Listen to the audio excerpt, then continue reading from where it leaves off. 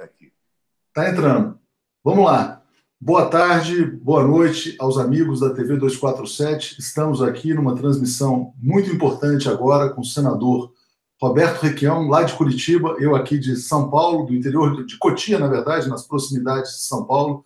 Tudo bem, senador?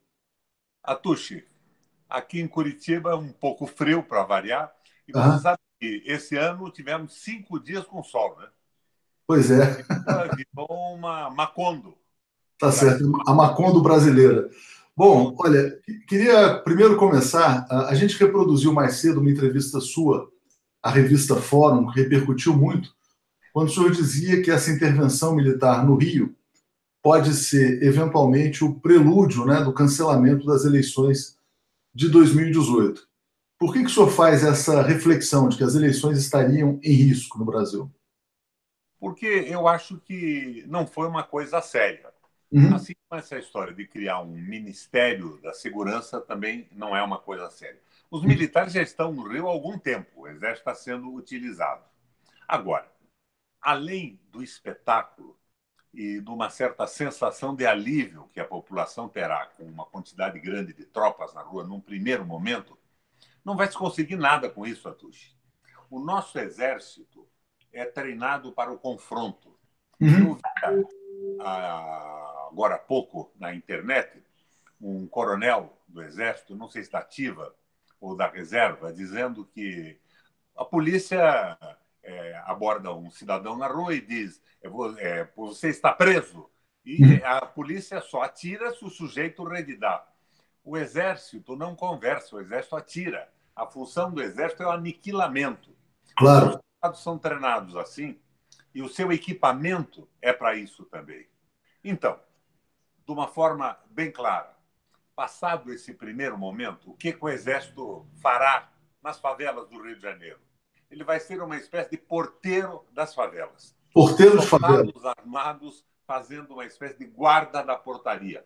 Uhum. Dentro da favela, nas florestas atrás das favelas, os traficantes que conhecem os caminhos vão continuar na sua atividade com a maior tranquilidade do mundo, Atush. Ou seja, Nesse então momento, é o simplesmente. exército sai e tudo fica. Ou Não seja, é vai criar muito transtorno para a população mais vulnerável do Rio de Janeiro, né, como já aconteceu, o povo trabalhador da Rocinha, da Maré, das comunidades, e não muda nada em relação ao crime. Não, não muda nada e todo mundo sabe que o Rio de Janeiro hoje é quem mais sofre com o liberalismo econômico. Uhum. O desemprego com a desativação da Petrobras no Rio de Janeiro é uma coisa fantástica. É o estado que está mais sofrendo com o desemprego. Pois E esse é. desespero, essa falta de perspectiva, estarão completamente fora da alçada da competência e das possibilidades do interventor militar, do general Braga, que parece a mim, e eu acho que a você também, um sujeito equilibrado. Ele É, já foi... acabou com a história da tragédia do carnaval. Ele disse que a coisa está mais na mídia do que na realidade. Então, o senhor viu as estatísticas que mostram que esse carnaval foi menos violento do que o do ano passado? Sim, e o general teve acesso a isso também.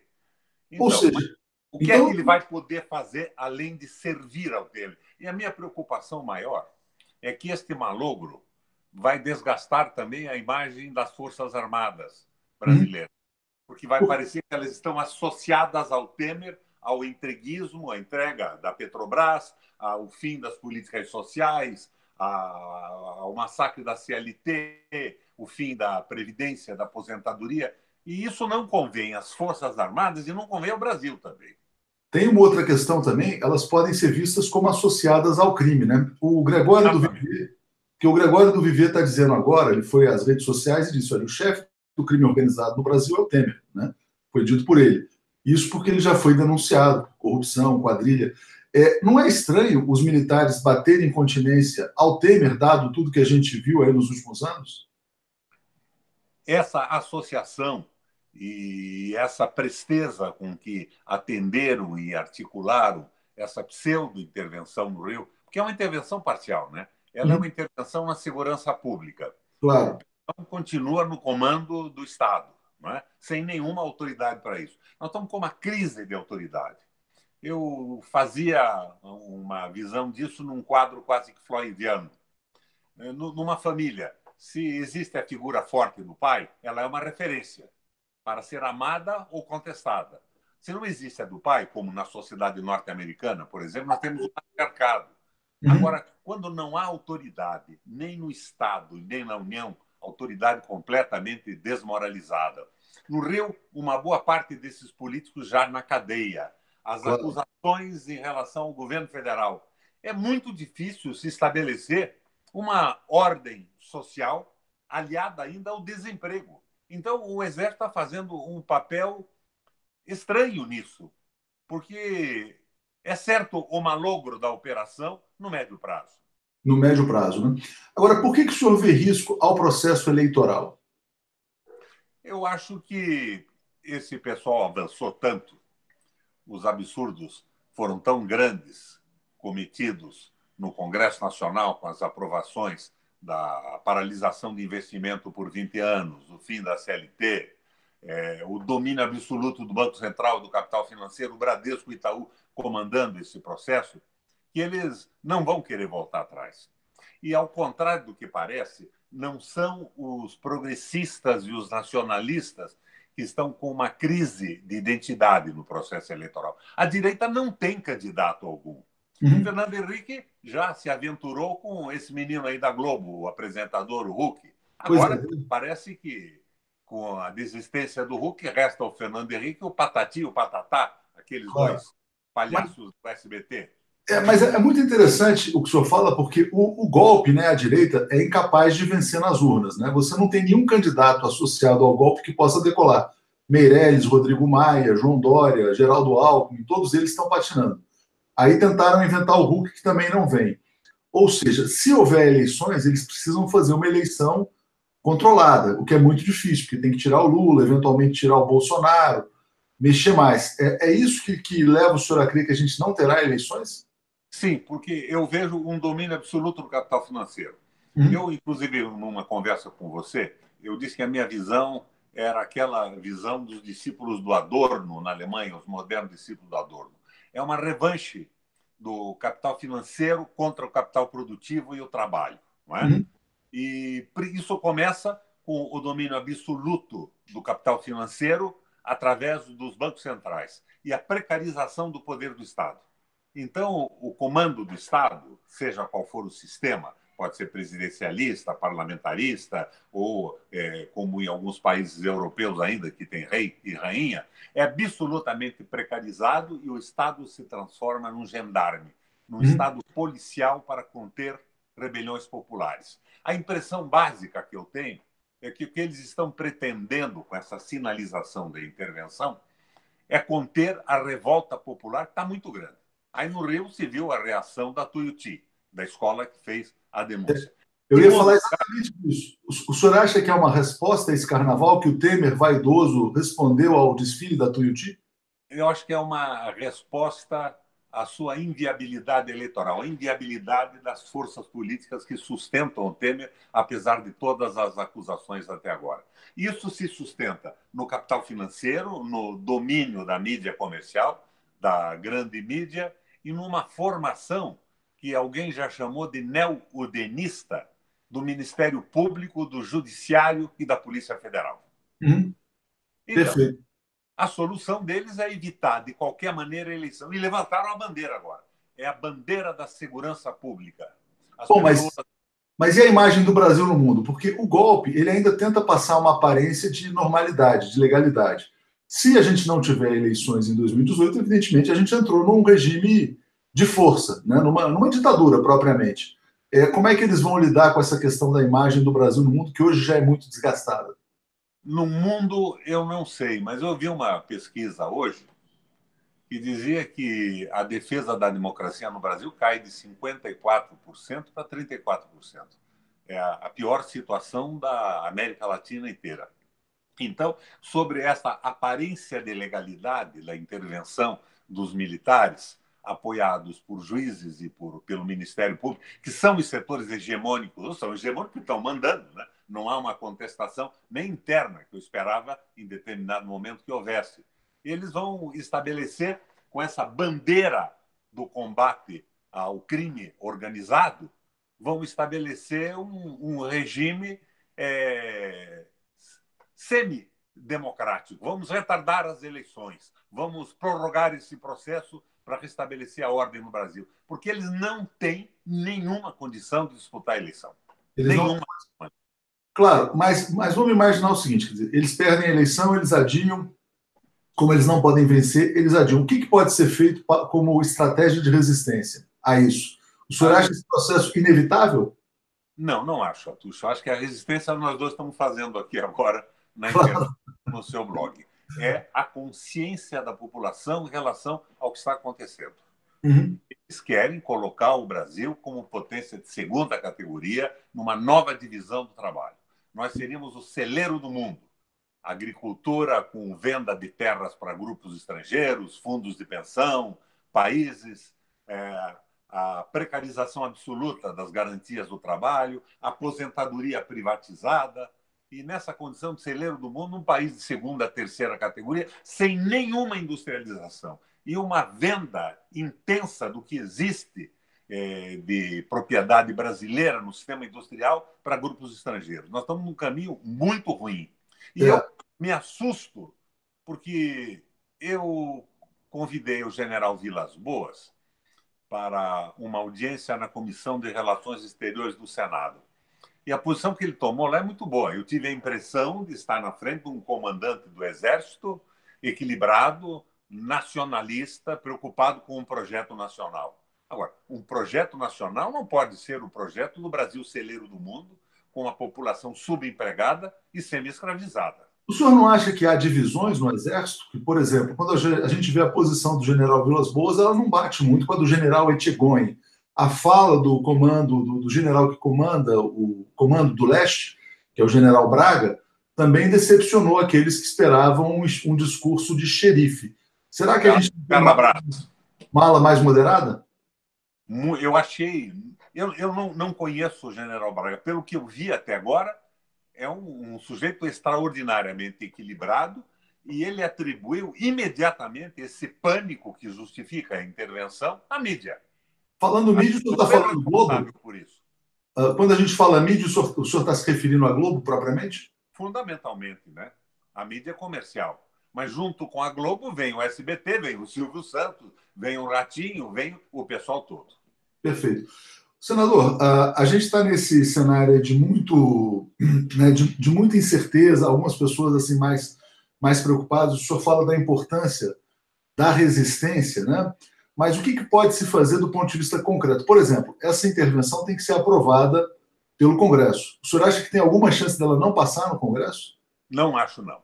Não acho, porque nesse momento, inclusive, a população do Rio de Janeiro inteira, nesse estado de pânico que foi colocada pela mídia, com a magnificação dos problemas que aconteceram no Carnaval, que são menores que o do Carnaval passado, do ano passado, está impressionada com isso. Todo mundo espera que seja uma solução.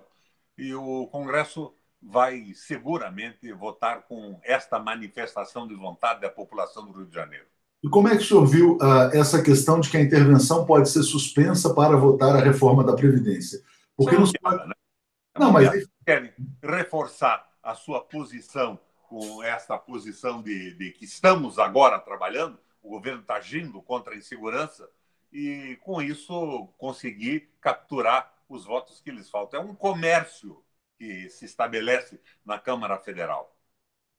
Mas, mesmo assim, eu não acredito que isso passe mais. Não. Porque há uma identificação do parlamentar com os benefícios da Previdência, o que não havia em relação à CLT. Nós temos um congresso de patrões, pequenos e grandes patrões. Todo mundo se acha um empreendedor. Então, eu noto uma ojeriza ao trabalhador. O trabalhador está avançando, eles querem mais. Nós não podemos levar para frente o progresso. Agora, então não há identidade. No caso da Previdência, mesmo o pequeno patrão, tem uma tia que é professora, tem uma mãe que é funcionária pública, um parente, um conhecido, e ele mesmo, um pequeno empresário, imagina que pode se aposentar um dia. Perfeito. E a garantia da aposentadoria é só nessa solidariedade de gerações. Porque a intenção é transformar isso num negócio comercial na mão do capital financeiro e dos bancos. Não é Perfeito. mais nem menos do que isso. Não é Senador, reforma, porque o senhor, algumas coisas tinham que ser mudadas. o senhor falou dessa radicalização que a gente vive aqui no Brasil, né? Como é que o senhor viu? Peraí, só um silêncio aí, gente. Como é que o senhor viu? Aqui tem bagunça também. Aqui em casa são os cachorros, a sua casa é o pessoal. Aqui tem gente, tem cachorro, tem gato, tem de tudo. Mas como é que o senhor viu o Temer interrompendo as férias lá na Marambaia para ir à fronteira de Roraima, apontar armas lá para Venezuela, botar tropas? Isso foi uma ordem dos Estados Unidos, no seu entendimento, ou não? Eu acho que eu não vi o Temer indo para Marambaia, porque a mídia não mostrou, né? Diz que ele foi com 70 serviçais do palácio, ele e a sua senhora. Mas nós não chegamos a ter uma cobertura dessa barbaridade da viligiatura carnavalesca do presidente. Mas Agora, essa história de intervenção na Venezuela também tem que parar. O Celso Amorim deu uma belíssima entrevista a respeito disso. isso, a gente publicou, ele falou a Telesur. Pois é. Então, qual é o problema básico da Venezuela?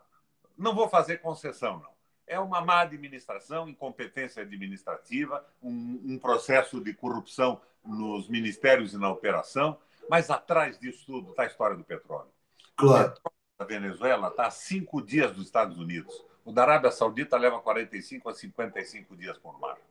Ou Não seja, é mais nem menos do que isso a essência do problema venezuelano. é isso que está E, em como questão. diz o Celso Amorim, tem que a situação da Venezuela ser negociada, Claro. principalmente pelo Brasil, que tem uma tradição clara de negociação. Bom, para a gente aproveitar, tem muita gente nos acompanhando, muitas perguntas, não vai dar para a gente passar por tudo, mas o senhor foi governador várias vezes no Paraná, né? Deve ter tido problemas na área de segurança, embora, até onde eu sei, nunca houve nenhum pedido de intervenção aí, né, nas suas gestões no Paraná. Mais do que isso, Atush, eu, quando assumi, a segurança estava um caos. Então, eu não nomeei o secretário de segurança nos primeiros meses. Eu, como governador, eu acumulei a pasta da segurança pública. Tá? E pressionei, porque o general Braga terá um problema muito grande com a própria infiltração da criminalidade nas instituições policiais. Você sabe que existe um número brutal de cassinos clandestinos no Rio e em São Paulo. Isso só pode existir com a complacência da polícia, mais do que a complacência.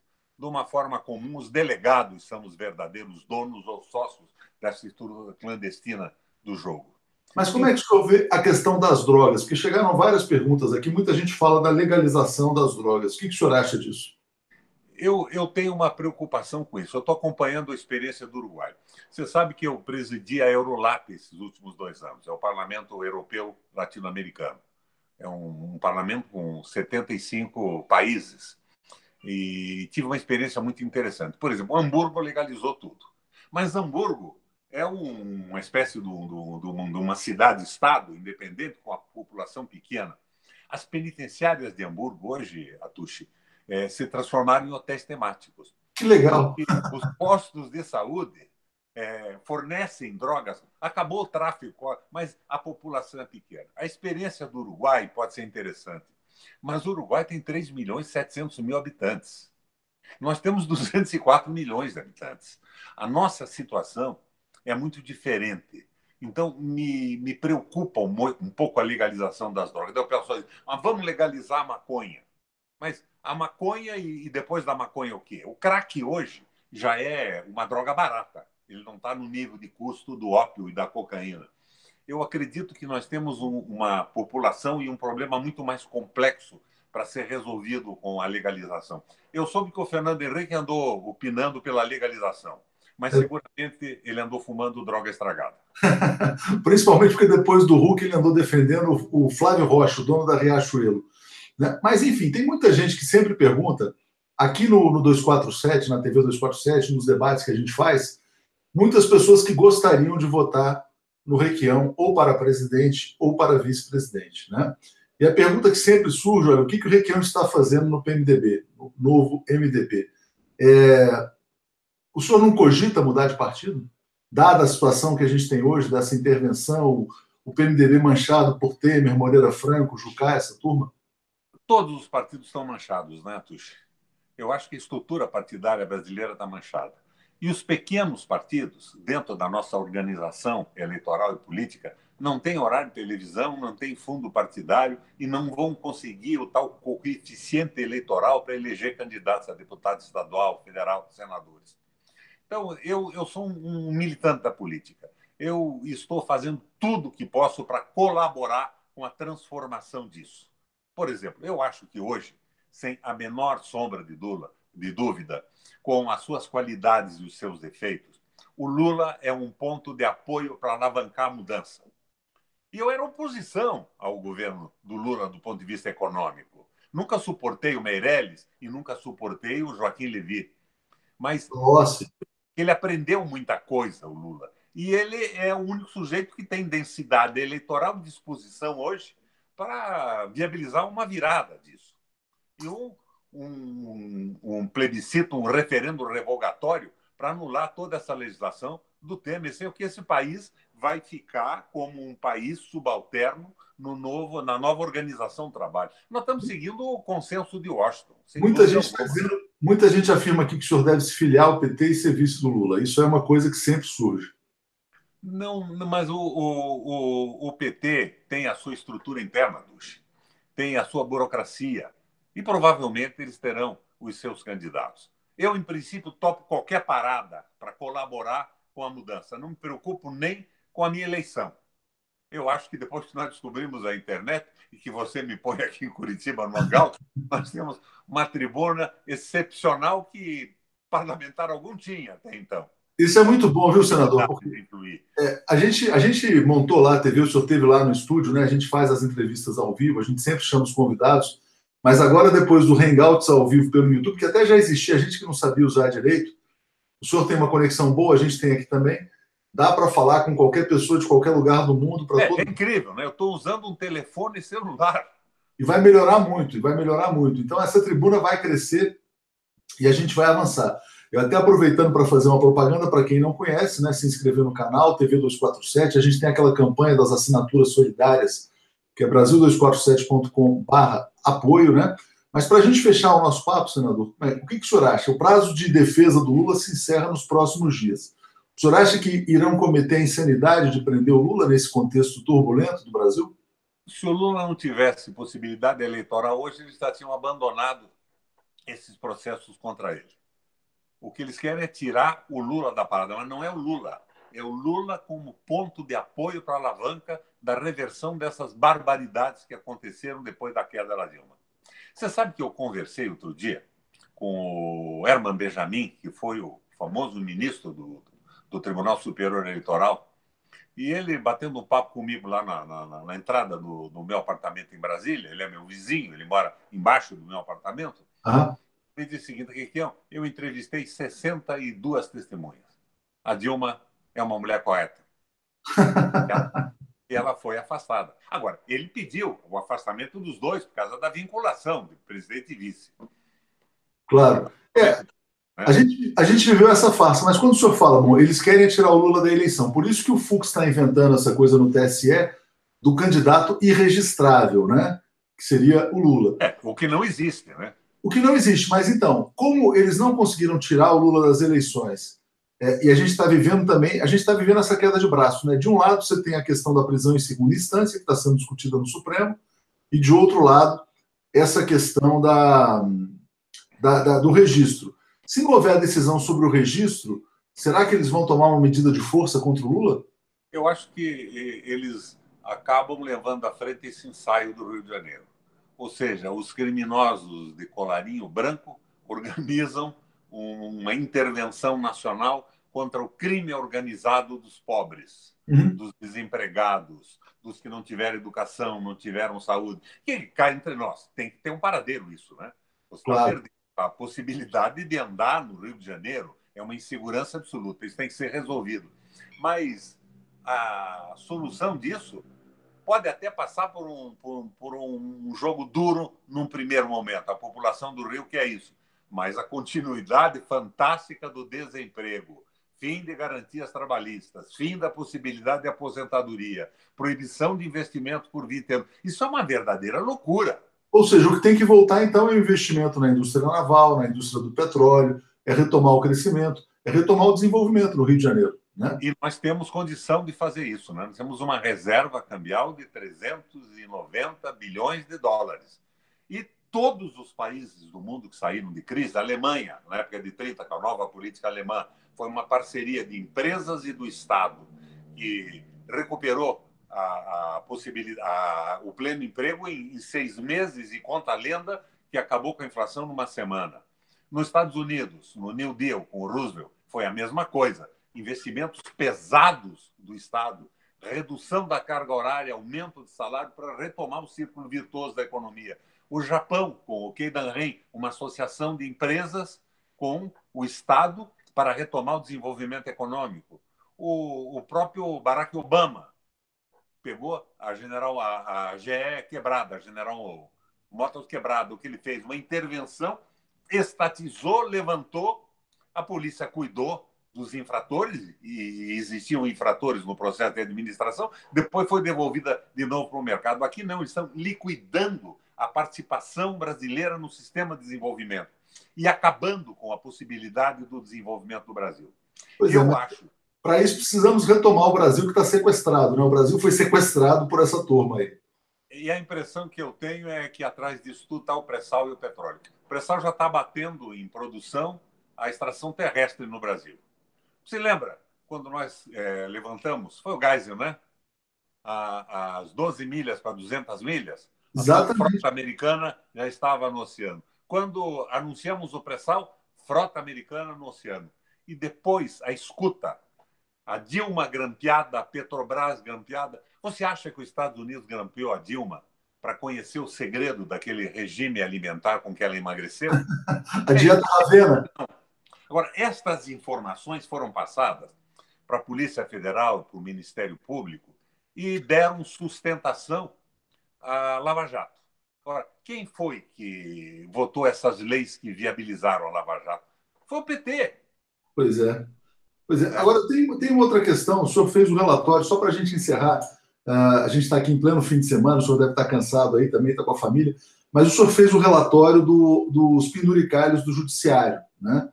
Dos auxílios, moradia e tal. O que o senhor vai propor? Eu vou propor o fim imediato disso. Não tem nenhum cabimento. Se veja bem, não é auxílio moradia, é uma complementação salarial. Inclusive, o Sérgio Moro aqui declarou, não, isso é uma complementação salarial. Complementação salarial tem que ser feita por lei. Essas corporações, o Judiciário, o Ministério Público e outras corporações, tais cargos de Estado, estão atravessando a República, substituindo o Parlamento e criando aumentos por vontade própria. Se for um aumento salarial, tinha que ser primeiro votado por lei, depois tinha que recolher imposto de renda. Isso não acontece. E essa multiplicação de favores, se olha a folha desse pessoal todo, é acima de 100 mil reais. O senhor não teme ficar inimigo, se tornar um inimigo dos juízes, procuradores, não, a essa altura do campeonato? Eu acho que eles não devem gostar muito de mim, alguns deles há muito tempo. Mas tem muita gente que pensa como eu no Judiciário e no Ministério Público. O meu projeto de lei está publicado na minha página na internet. Um ensaio, um borrão. Aliás, com alguns erros da datilografia aqui. Já vou pedindo desculpa por isso. Mas eu já pus de qualquer maneira. E eu estou discutindo isso com juízes, com promotores e com juristas. Isso tem que acabar, não tem nenhum cabimento isso. Senão, vamos dar o mesmo auxílio moradia para o conjunto dos funcionários públicos do Brasil.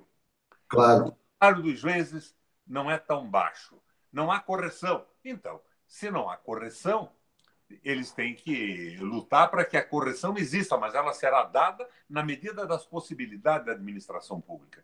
O governo federal corta o salário mínimo do trabalhador brasileiro e o juiz e o promotor e essas carreiras jurídicas recebem R$ 4.200, R$ 4.300 por mês de auxílio moradia. É um valor maior do que o salário de 92% dos brasileiros. É inacreditável. Senador, eu queria dizer... Não estou dizendo que os salários não devem ser corrigidos quando o Estado puder fazê-lo. Bom, eu queria dizer, senador, o nosso público foi crescendo aqui ao longo da transmissão, então é muito importante que as pessoas, quem chegou do meio para o fim, que reassista desde o começo, que a gente falou dessa intervenção esquisitíssima aí no Rio de Janeiro, né? E do cenário que a gente está vivendo e também até do risco que o senhor vê de cancelamento das eleições presidenciais. Eu queria te agradecer muito pelo tempo, pela disposição de falar com a gente e dizer que sempre que o senhor quiser mandar qualquer recado, agora a gente vai sempre fazer o Hangouts On Air, que é muito melhor do que gravar uma entrevista, tirar, botar no papel. Aqui as pessoas já vêm, já está na hora, já perguntam também, né? E está ao vivo, é a televisão. E com grande qualidade o sistema, né? O Face entrou com um algoritmo agora que diminui e corta determinados temas, mas teremos outras opções com essa renovação continuada das tecnologias e dos apps da internet. É isso aí. Bem, então, Obrigado, fazendo um resumo rápido do Rio de Janeiro. É. O general Braga parece um sujeito razoável e inteligente. Ele não vai ter informação, ele não vai ter infiltração na criminalidade absolutamente necessária, ele não vai ter nem tempo para fazer isso. Ele tem uma infiltração nas polícias do Rio de Janeiro, elas não vão se subordinar ao seu comando, e ele não pode resolver o conjunto do problema, porque ele vai cuidar só da segurança. Ele não pode dar respostas de saúde, de educação, ele não pode fazer o Estado social subir o morro. Até porque o governo que determinou a intervenção é o governo que está acabando com o Estado social no Brasil. Perfeito. É um malogro garantido. E a polícia do Exército, os policiais, os soldados que não foram treinados para isso, vão virar, como eu disse no início, porteiros de favela. Porque atrás deles, o pessoal que conhece os caminhos, que conhece o terreno, vai continuar fazendo o que fazia com toda tranquilidade. Vai haver uma sensação de segurança da população do Rio de Janeiro até que se levante a intervenção. Quando se levantar a intervenção, tudo estará como dantes no quartel de Abrantes. Muito obrigado, senador. Bom sábado, bom domingão. Vamos à luta. A resistência continua aqui. Um abraço a todos. Tudo de bom. Obrigado.